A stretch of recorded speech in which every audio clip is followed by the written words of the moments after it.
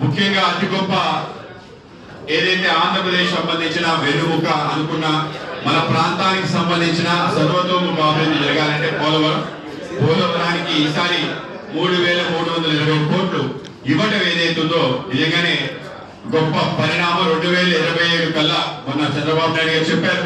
దాని యొక్క పూర్తి స్థాయి ఏ విధంగా అది కొనసాగుతుందో అదంతా కూడా చూడటం జరిగింది, రావటం జరుగుతుంది. అలాగే ఇంకొక గొప్ప నిర్ణయం రాష్ట్ర ప్రభుత్వం చెప్పడం జరిగింది. ఏదైతే ఎడమ కాలం ఉందో ఎడమ కాలం యొక్క పనులు 2027 కల్లా పూర్తి అయిపోయి పూర్తి స్థాయిలో గ్రావిటీతో నీరు మన విశాఖ జిల్లా అనకాపల్లి జిల్లాకి రావడం ఏదైతుందో అది కూడా గొప్ప పరిణామంగా భావించాలి.